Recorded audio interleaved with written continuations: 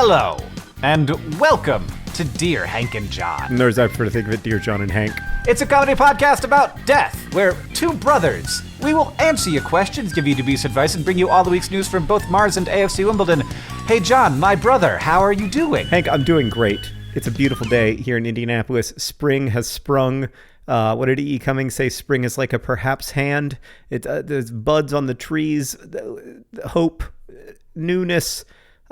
I'm a little stressed out, to be completely honest with you, but there's no use in talking about that. The only thing that we should talk about is spring and how there are flowers and hope. We're gonna look at the parts of the plants that are new and not gray, and they're coming out, and not think about all the troubles of the world. There are so many troubles of the world, John. I'm not even sure what I'm going to make my video about this week because I feel overwhelmed by the troubles of the world. But maybe I should just make my video about spring and about little pieces of plants that are not the color of death. I do want to say, so I'm going to Amsterdam for VidCon. Great city. And I've never been to Amsterdam. And I know that you've spent a lot of time in Amsterdam and that you like it a lot. Did you know that in April, the entire city of Amsterdam becomes entirely booked, and that you should probably, I don't know, life pro tip from an adult to other adults, I don't know, book your hotel more than 2 weeks in advance, because last night I was sitting in a panic as I realized that literally it says on Expedia, it's like 98% of hotel rooms in Amsterdam are booked. And I was like, that's not real, right? And then one after the other, these hotels literally have no rooms. So I got a hotel room in Amsterdam, John. It might not be the best one, but it was certainly expensive. Yeah, no, it is kind of the time of year to go to Amsterdam. There's the spring snow, as they call it, falling out of the trees, the Iepen. Beautiful, like, flowers basically coating the city. And also the weather's nice. It's just lovely. And we should say that there will be tickets available to VidCon Amsterdam at the door. If you're in Amsterdam or thereabouts and want to come to VidCon Europe, please do. And other than that, Hank, the only other thing I wanted to say on that topic was that since you have never been to Amsterdam before, I really hope you go back and listen to the episode of the podcast where I gave advice to that tourist who was going to Amsterdam about what they should see, because there's no way I'm going through it with you again just because you're my brother. I appreciate that. I've gotten a good amount of advice, I think, but there's certainly a lot to see. When I go to visit a new city, I almost always, like, the thing that I want to do is just walk around. It's a great city for walking. Yeah, I almost enjoy that more than, like, going to, the gardens or the museums. I just like to see people living the lives in the way that is, maybe, like, familiar but different than the way that I live my life in my town. And the things that are familiar and the things that are different, allowing me to sort of see humanity more. So to make it's not like I see humanity differently. It's just like it becomes more clear that we are us, and I get to watch it happen. Do you have a short poem for us today, John? Hank, what I'm going to do is I'm going to read you half of a poem about spring by E.E. Cummings. That's going to make it short. I'm just going to read the second half. That's a good plan. That's my strategy. I'm sure that he won't mind. Well, he won't mind because he died in 1962. Spring is like a perhaps hand in a window, carefully to and fro, moving new and old things while people stare carefully, moving a perhaps fraction of flower here, placing an inch of air there, and without breaking anything. I like it. Nice little E. Cummings stanza about spring. Yeah, stanza. Oh, I'm so excited for spring, Hank. Let's answer some questions from our beloved listeners. Can I start? Oh, sure. All right, this question comes from Cormac, who asks, Dear John and Hank, I've long been unhappy with my signature, with it just being my name clumsily inconsistently written in the cursive writing I stopped using at the age of 12. Adults seem to have lovely, consistent, yet illegible signatures. I've now become paranoid as I approach adulthood that I've missed some important event whereupon I was supposed to gain a lovely signature of my own. I figured you two have had your fair share of signatures, and have lovely flowing ones. I feel like Hank has a lovely flowing one. I'm not sure that I have a lovely flowing one as such. Anyway, so I'm seeking urgent help for my growing mini-crisis. Memento vobis accidere. Cormac, not Ryan. Possibly Cormac.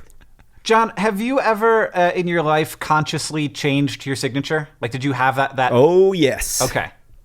Like you thought about it and you were like, I'm going to have a So different... I had this signature. I did develop a signature when I was in high school.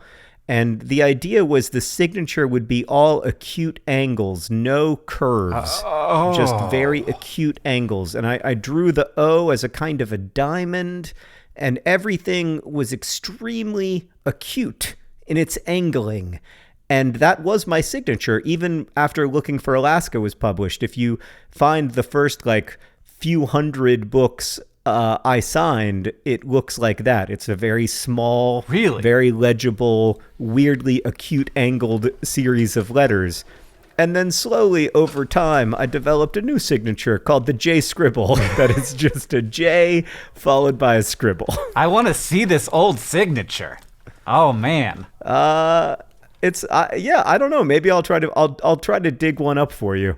I know Eileen Cooper has one, my mentor, because she has the first book I ever signed. But I don't know how you would find them exactly. I did just find an amazing picture of someone who took your signature and drew, and this has happened a number of times, where people will take the signature that you signed in a book and then turn it into something. And this person has turned it into some kind of water bird, which is lovely. But yes, John, you do have the J Scribble, and it's almost more famous than you are at this point. But what I want to say to Cormac is this tends to be something that happens accidentally, unless you're really sort of obsessed with yourself, which is what happened to me. And I sat there at my job. Where I worked in a laboratory after college, and I hated my signature because it was small, and it was, as you say, it was basically how I wrote in cursive when I turned 12, and that was as far as I knew about cursive. And this is I think this is a problem for a lot of people right now, because we don't write in cursive anymore because we don't have to, because cursive speeds up writing, but not nearly as much as typing. So we don't really know how to write in cursive, and so we don't really adapt our cursive handwritings beyond what we're taught in elementary school, even if that's taught at all anymore, which I don't know. And so you kind of have to develop a signature now. You have to do it on your own. You have to have an idea and be like, I'm going to do this thing. Now, you also have to go to the bank and resubmit a signature card and be like, I have a new signature now, which is weird. If you use checks and stuff and have to have your checks work. Because I did do this, and they were like, that's not your signature. And I was like, it is now.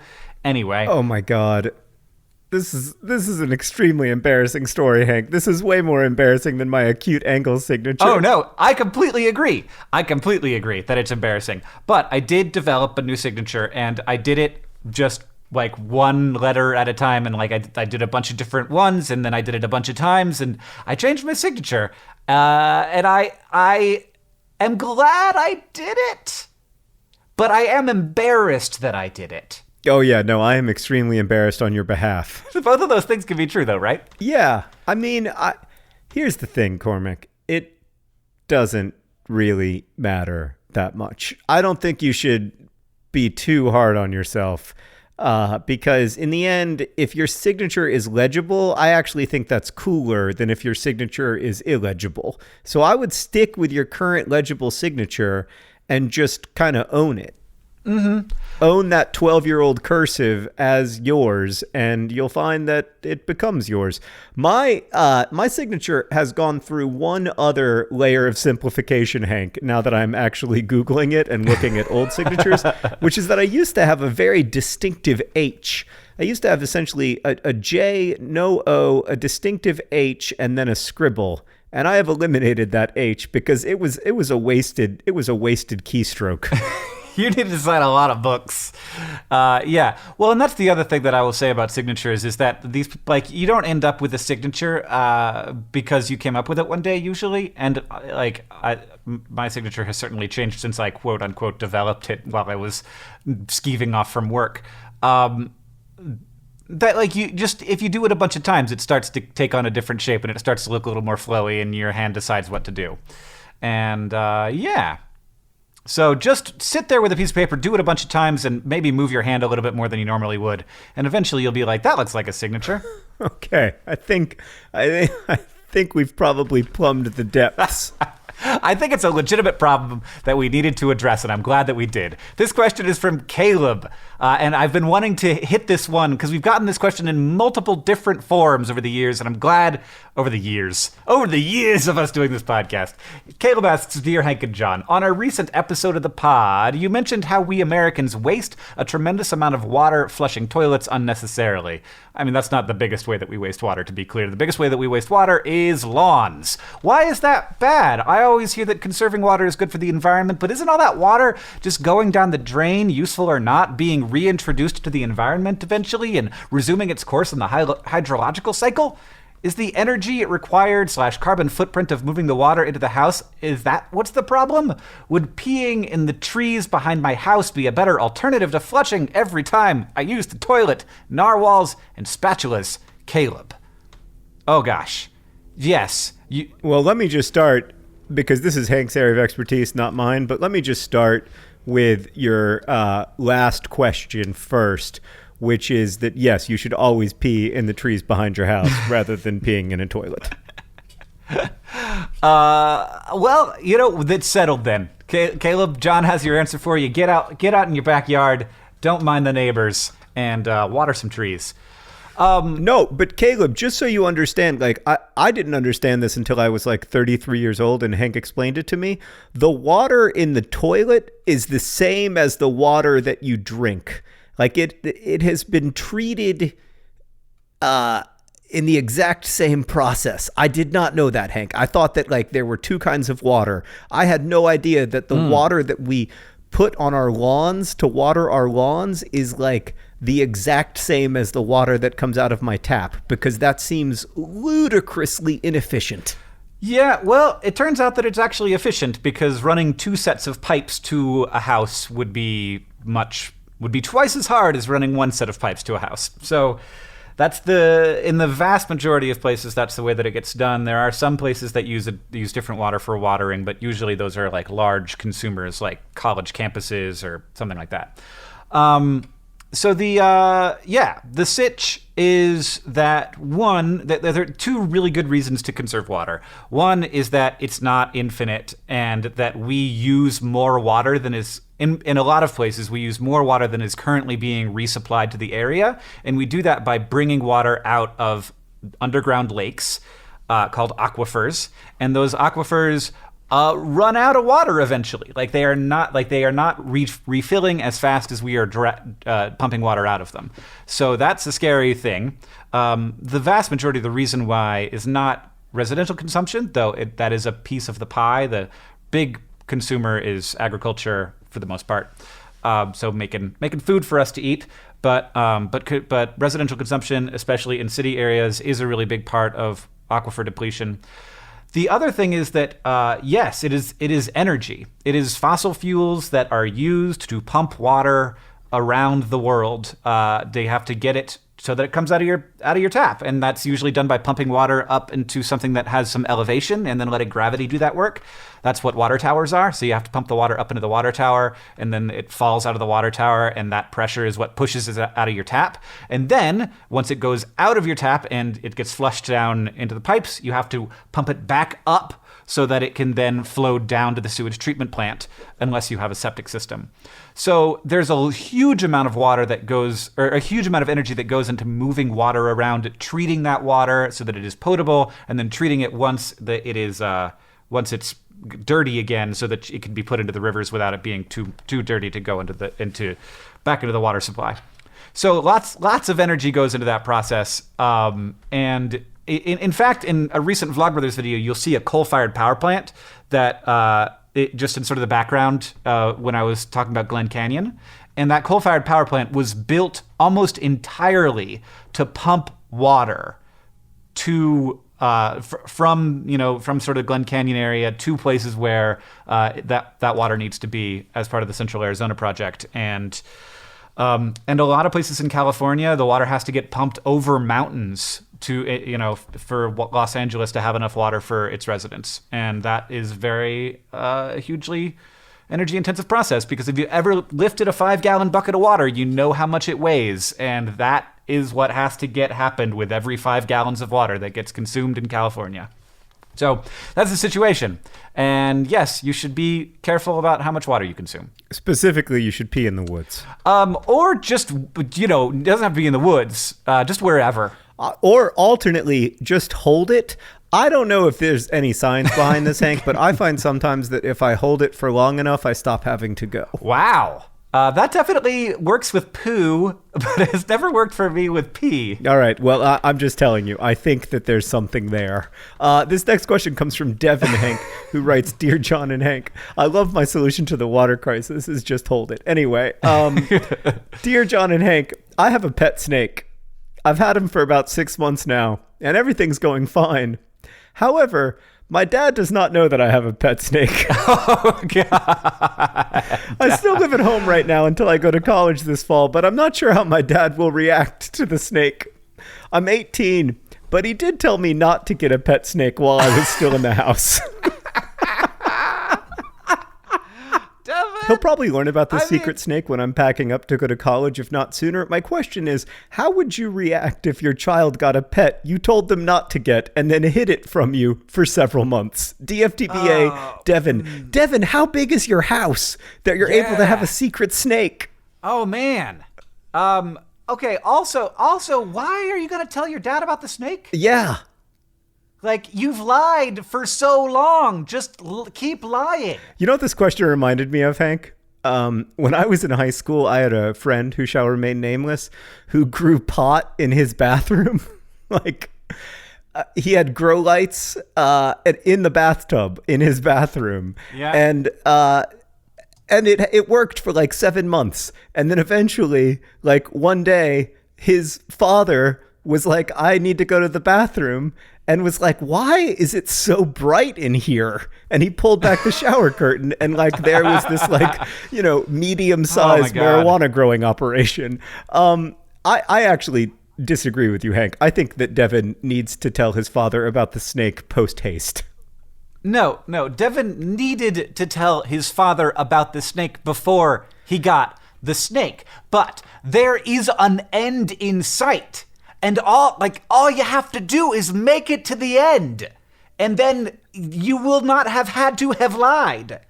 It will be over. If you can make it to college with the snake, then it's basically like you never did it.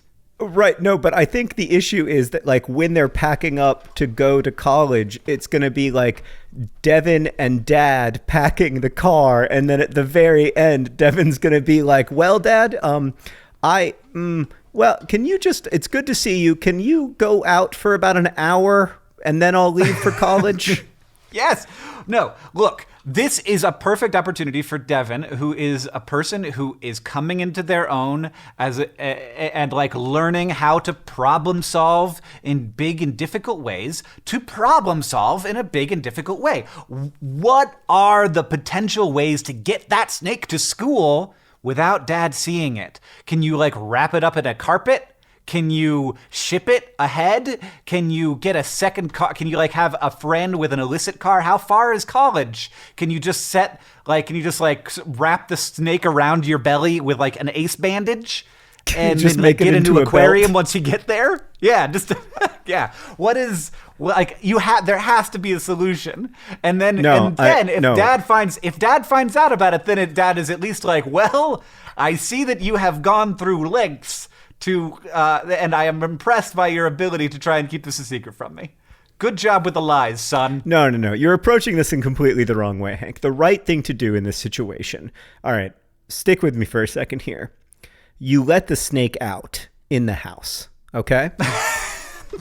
You let the snake out in the house at a time when you know your father is going to be around. Like, let's say you let it out in the kitchen. And then like maybe 15, 30 minutes later, you hear a scream. And it's your dad. And you come into the kitchen and you're like, what's up, Dad? And he's like, there's a snake in the house. And you're like, oh, no, that's terrible. I'll catch it. I'll get it. And then you catch the snake. And then you say, you know what, Dad? What if I just kept the snake? I mean, this seems like a dangerous prospect for the snake, John. What are the chances that Devin's dad doesn't scream and instead just like grabs a hammer? I guess that's a good point. I hadn't thought of that. I hadn't thought of the snake murder issue. Okay, alternately. I guess it depends. It depends on your dad, Devin. Alternately, what if you go to your dad?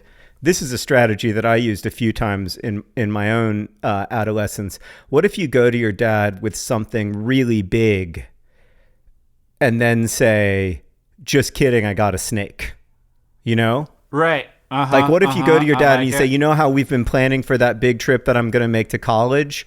This whole time I've been lying. I didn't get into college. Yeah. And I'm really sorry. And Devin's dad's going to be like, oh, no, this is a disaster. And then you can be like, just kidding, I got a snake. And I'm going to college, and the snake's coming with me. And I'm going to college. You don't even have to know that it happened. Everything's fine. Everything worked out better than expected. It has to be more than I didn't get into college. It's like I've decided instead of going to college, I'm going to go try my hand at becoming a professional Pokemon Go player. Or, because Hank, I'm just going to stop you right there if I can and just point out that playing Pokemon Go for a living is a completely legitimate career. And if that's what you want to do with your life, I support you 100%. Actually not if you're my child. I just want to be clear. If Henry, if you're listening to this podcast in the future and you think it means that's okay for you to play Pokemon Go, not you, other people's kids. Yeah. All right. Well, I think we've created a bunch of different potential options for Devin, and he's going to have to choose which brother's path to go here. But I'm not backing down, and I think that this lie can be maintained through college admissions. Do you remember the person who wanted to learn how to play the fiddle and then spring it upon their whole family? Yeah. That's a good lie. I wish that they could meet up with Devin and maybe like do the background music when Devin's doing the big reveal to Devin's dad. Or maybe that person can just show up while they're packing the car and then start playing fiddle, and Devin's dad's going to be like, who is this person who's playing the fiddle in my driveway? And while Devin's they're just like sneaking the move snake the snake into the car. Yeah, perfect. All right, Hank. Why don't you ask a question? Okay, I have one. This question is from Olivia, who asks, Dear Hank and John, I'm a senior in college, and I've always struggled with the balance between pushing myself to become better and being comfortable with who I am. I think it's important to strive for self-improvement, but there are some parts of me that I'd like to accept as just who I am. For example, I'm an introvert, but I want to push myself to meet new people and do things that make me uncomfortable because I know that leads to rewarding experiences. On the other hand, I also hope that even if the world favors extroverts, I can still succeed while being introverted, and I shouldn't need to conform to certain societal standards. Thanks, love the pod. It makes walking to class in the frigid and cold weather bearable. Best wishes, Olivia. Olivia, I think being comfortable with who you are and being comfortable are different, completely different things. They're not related to each other. Like, you can be comfortable with who you are and still do things that are uncomfortable, and you will be uncomfortable in those situations, but not because you're uncomfortable with you as a person. I do lots of stuff that I dislike and that makes me uncomfortable, but I feel like I'm pretty good at actually knowing who I am and being comfortable with who I am. So if you think that something's going to lead to a rewarding experience, but you don't want to do it because you just don't want to do it, but you also you recognize that there's a benefit to doing it, you have to decide whether the discomfort is worth the reward, which sounds like it's exactly what you're doing. It sounds like you are comfortable with who you are, and you are also trying to make decisions not just based on whether you're going to be happy in the moment when you make those decisions or when you do the thing, but also once you're going to be considering the potential effects of the decisions that you make beyond just how you're going to feel in that moment. And I would argue that shows a lot of self-awareness, and I think you're doing a good job. Yeah, I agree. I think it's important to stretch yourself, but also to take care of yourself. And that balance is for me, the great challenge of adulthood. Yeah, absolutely. doing things that you don't want to do, that you have to do, making choices that you don't want to make. Like getting the thing done when you don't want to get it done. I think that's one of the most valuable things that a person can get good at. I agree. Let's answer another serious question, Hank, while we're on the serious question front. All right. Okay, Hank, this question comes from Sam, who writes, "Hello, John and Hank. My dad has a new girlfriend, and she is amazing and sweet and a perfect fit to our family so far. The only thing is she uses offensive words." I'm actually not even going to say the words, Hank, that are in this email, because why would I? They're very hurtful words, though, about gay people and mentally disabled people. Sam goes on to write, "I know words only have power if you give them power." I think that's not quite true. But when she says these things, I can't help but feel gross inside. As someone who is gay and has mentally disabled friends, I know the true power of those words. I just don't know if telling her to stop gives her words more power or if just leaving it alone makes them just words. Mangoes and monkeys, Sam. That's a tough one. Yeah. I would almost go to my dad first and say, it's really hard for me. It's really hard for me to hear this person who's becoming part of our family say these things, not just because they're hurtful, and kind of explain why they're hurtful. I know that can be really difficult to do, but I also think that the vast majority of the time when you explain to someone why the language they're using is hurtful, they stop. Yeah. Yeah. And I mean, it can definitely feel like the first impulse is always going to be defensive for that person who's being confronted. And so Right. it's important to recognize that and to try and make allowances for that and be like, yeah, I know that this is kind of feels like an attack, but here's the sitch. And I do think that John's right. Going to your dad is a good idea. And it's also nice that this is a person that you like and that seems like a pretty cool person, except that maybe they just aren't aware that this is that there are people out there who are going to be really, maybe this person just isn't aware that this that it's a thing. And I think that frankly, a lot of us didn't know that, and we are all constantly learning, and hopefully your dad's new girlfriend's going to be open to that learning. But I don't think it's necessarily something that you should just ignore. But hopefully you have a good enough relationship with your dad that you could be like, hey, what do you think about this? Yeah, I think it's really hard to ignore when someone is using language that kind of dehumanizes you or takes away some of your personhood. And I don't think you should be expected to ignore it. But at the same time, I think Hank's right that people do, they are going to feel defensive, and but that's part of hopefully that's part of the learning process for them. And it's something that, it's unfortunate that, you're put in a situation where you have to stand up for yourself and for your friends. But yeah, it seems like that's the reality. So I wish you luck. Hank, can I ask another question? I'm very fond of this next one. All right. It's your podcast. It's not my podcast. You answered that question about the water cycle. It was fascinating. This question comes from Ryan, who writes, "Dear John and Hank, from where I am currently sitting in my school's engineering building, I can hear a rather loud and emotional phone call between someone and their ex who are trying to be friends. From what I can tell, it's not going well. I need some...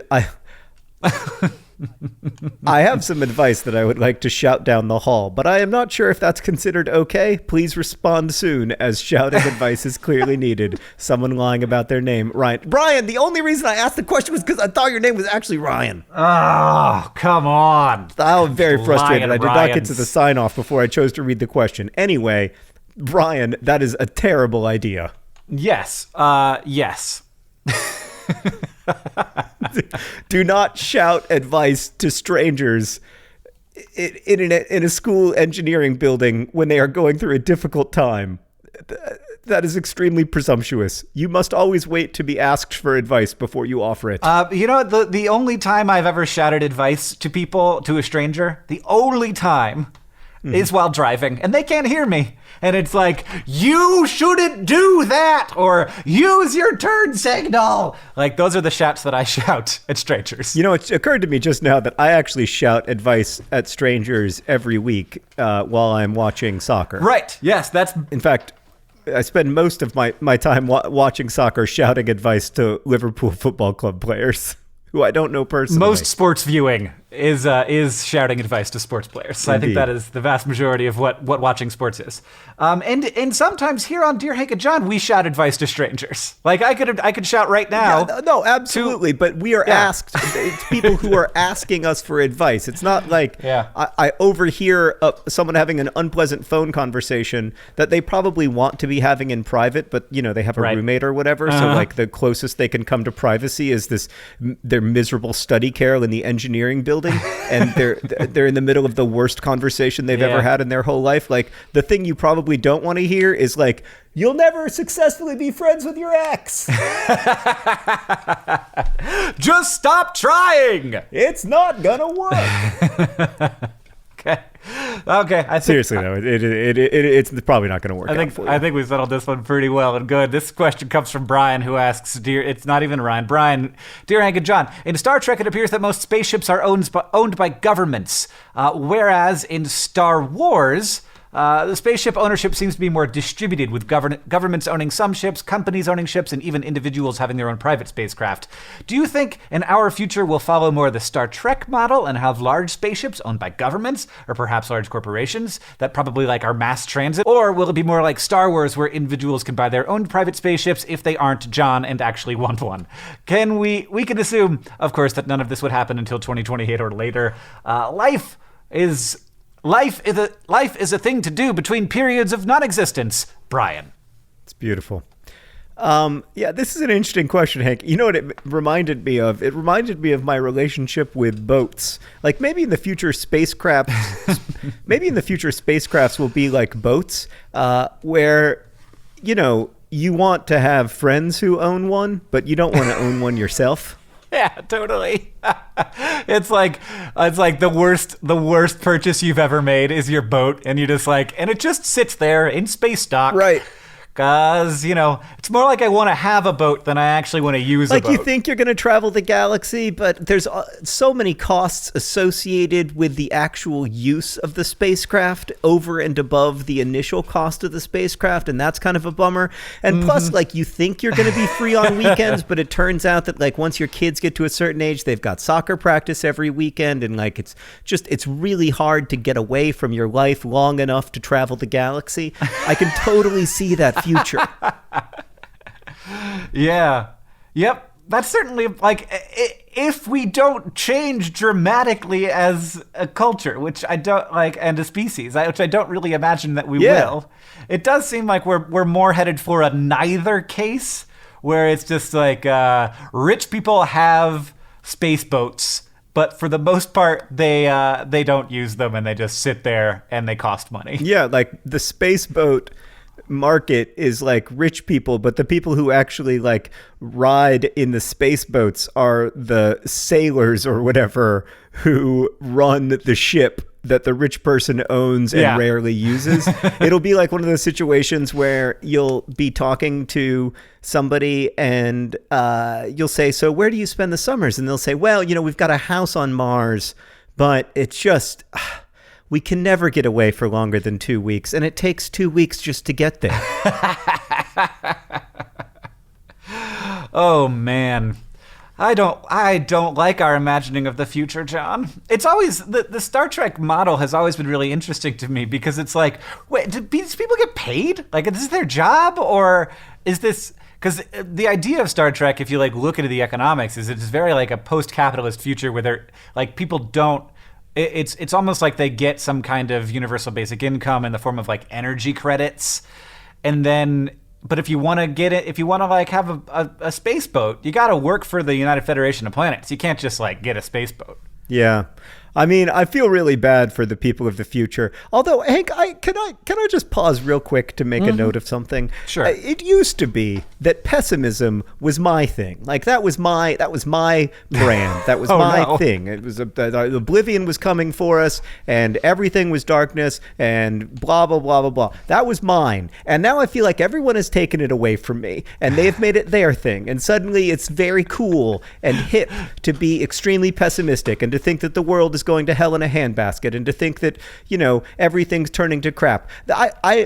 I'm a little annoyed by having had my thing taken away from me. I was pessimistic way before it was cool. I liked Pessimism's early albums, and it's annoying to me that now Pessimism is selling out these big stadium shows, and it's not, and it almost makes me want to be optimistic. It almost makes me think that maybe Pessimism was wrong all along. Well, John, I encourage you to switch sides. But yeah, it does kind of feel like that happened, and I don't know. It seems like since November or something. I don't know. It's like something dramatic changed, and suddenly it's like something very weird happened in November in America, and suddenly my pessimism is on. It's like it's everywhere, and I even feel like my pessimism is overexposed at this point. You know what spaceships are going to look like? They're going to be awesome, and they're going to be available to everyone. They're going to cost like $5, and they're going to travel faster than light, and it's going to be great. Everything is going to be amazing. The future is going to rule. Today's podcast is brought to you by the awesome future ruling. It's totally gonna rule. Oh, that awesome future. This podcast is also brought to you by Secret Snakes. Secret snakes wrapped around Devin's middle with an ace bandage so his dad doesn't know that he's been lying for 6 months. I mean, how do you have a secret snake for 6 months? Yeah, once it's been that long, just keep it a secret. No, I totally disagree with you. I'm saying but how on earth how do you make it for 6 months? How do you get in the frozen rats? At some point, does your dad look in a bag and say hey, is that a frozen mouse? What's that all about? Why are there a bunch of frozen mice in the freezer? What's going on? Oh, today's podcast is also brought to you by Blue Apron. Blue Apron, just one of the very best meal delivery services available. I'm sorry, Hank. I'm trying to get an actual sponsor, okay? I'm trying to model what it would look like if we had proper sponsorship on this podcast. One of Caitlin Hoffmeister, the producer of SciShow, suggested that we have our fake sponsors be brought to you by a real sponsor. Oh, that's brilliant. It would be like... Today's podcast is brought to you by Secret Snakes, which is brought to you by Audible.com. Secret Snakes. They're wrapped around Devin's middle, and they're brought to you by Audible, the world's largest resource for your audio entertainment. I just want some real sponsors. You have to do the last fake sponsor. Okay, our final fake sponsor of the evening is Peeing Wherever. But not in a toilet though, because it's not good for the hydrological cycle or something. Yeah. Also, you don't want to pee too near a river or a lake, because you don't want to worsen the pollution. Yeah. Anyway, Hank, I want to ask a question. The question comes from Dallas, but I think I might have asked too many of the recent questions, so I think I'm going to ask you to read it, so it seems like you're picking it. Okay, John, one last question before we get to the all-important news from Mars and AFC Wimbledon. This is from Dallas, who asks, Dear Hank and John, Facebook has a feature that allows you to see what you posted on that day in the years past, and I'm always so interested in what I was doing at this time in the past. When I look at 2016 and 2015, nothing has changed in the way I post that much, only in that I post on Facebook maybe once a week rather than once a day. When I go back further than just a couple of years, we meet high school Dallas. She was a terribly embarrassing human. She thought that it was hilarious to post only the punchline to an inside joke with absolutely no context. She also saw fit to narrate her daily life with posts like, just got home from school, super hungry, HMU. I don't know what HMU is. And what does HMU stand for? I don't know. Let's stop everything and figure out what HMU stands for before we answer the rest. Heat my uranium. HMU. Does it stand for hold something? Like hold my unicorn? It's hit me up. Hit me up. Send me a text so we can hang out. Hit me up. Yeah. Hit me up. Okay. I'm completely ashamed to admit that Dallas is I'm completely ashamed to admit that Dallas is in fact me. Why did I do this in my youth? Is that something everyone did in high school or middle school, or is it just something that people did in 2010 to 2014? Perplexed and perturbed Dallas. Hank, I don't know how you feel about this, but I feel like that pattern has continued in my life. Well, yeah, were you looking back at like who you were 5 years ago, and you're like, yeah, pretty cringy. There's some cringe there. It's not like this particular thing, Dallas. You're gonna have to learn this. It's not that you like were doing a particular thing. Just got home from school, super hungry, HMU. No, that person is cringy not because of that particular behavior, but because, go hang out with a person who is 4 years younger than yourself, and you'll be like, there's a reason why I don't do that. Yeah, I mean, I feel like my past selves were all huge embarrassments to me, but I also feel that my present self will never be embarrassing to future me because present me is so cool, calm, and collected. But I've always felt that way. But like, I look back at my high school self, and I am so grateful that the things that I wrote and thought in high school were not archived on Facebook to reappear once a year when I wrote them. Even like when I look back at Looking for Alaska or even Paper Towns, I feel a little, even The Fault in Our Stars at this point. Like when I look back at my old work, I always just feel like, oh God, oh no, oh yikes. Did you really?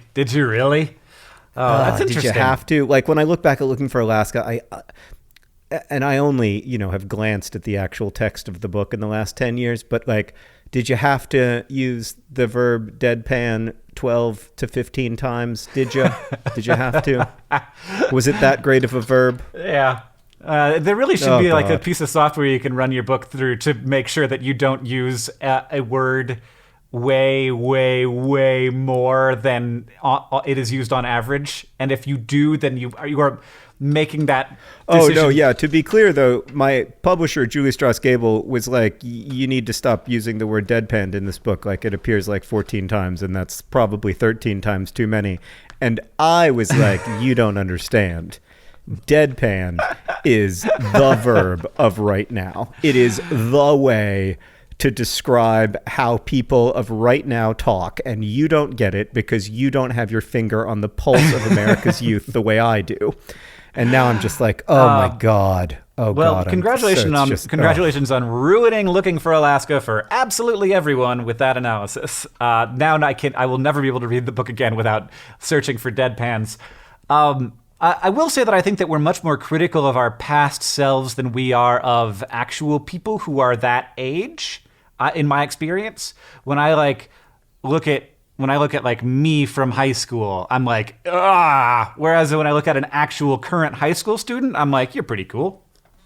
So that's interesting. They're just trying to figure stuff out. That's the thing. Like, when you said, now that I understand what HMU means, like what high school Dallas was trying to do was, like connect to people, which is a good thing to do. And when high school Dallas is posting the punchline to an inside joke with no context, like high school Dallas is really trying to connect to the few other people who will get that joke and feel like they're on the inside of something. Because like when you're a teenager, you really want to feel like you're part of a community that cares about you and like you have a special relationship with your friends. Yeah, I don't judge that Dallas at all, by the way. But high school me was a total cringe factory.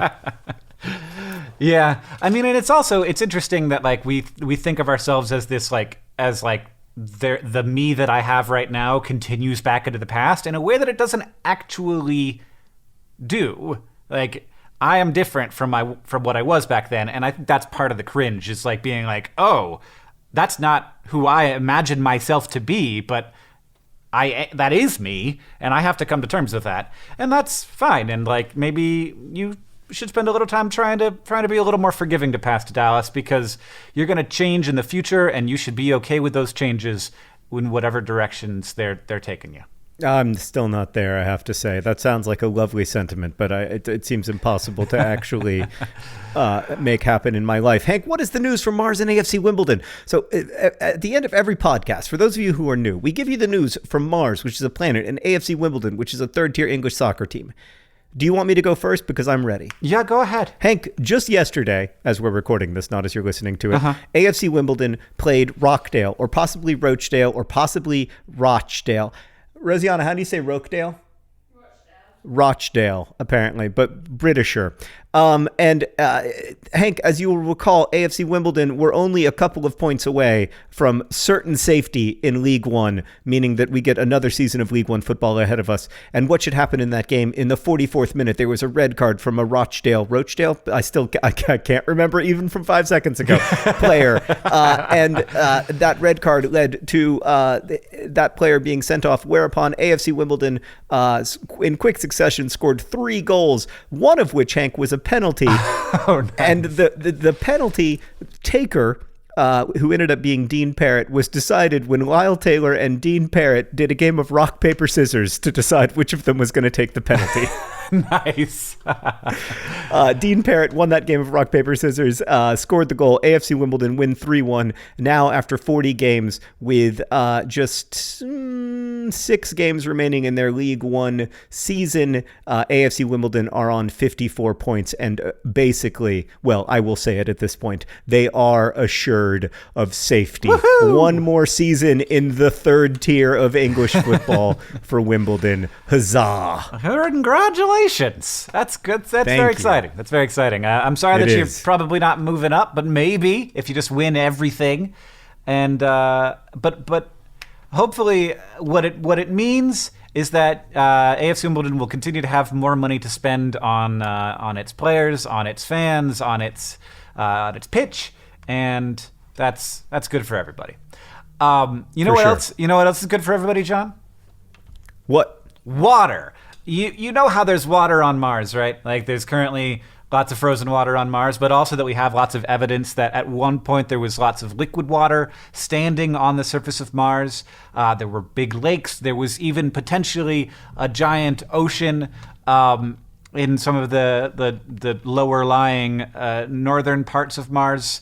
And we have evidence, and we have had evidence for some time, of a massive tsunami. So the cool thing about Mars is that, like, because there is no water now, a lot of old things stick around for much longer than they would on Earth, because old stuff on Earth gets washed away by the water. Because we have active plate tectonics that shapes the surface of the Earth, and then we also have just water falling on Earth, dissolving stuff, making mountains run into the ocean, and etc.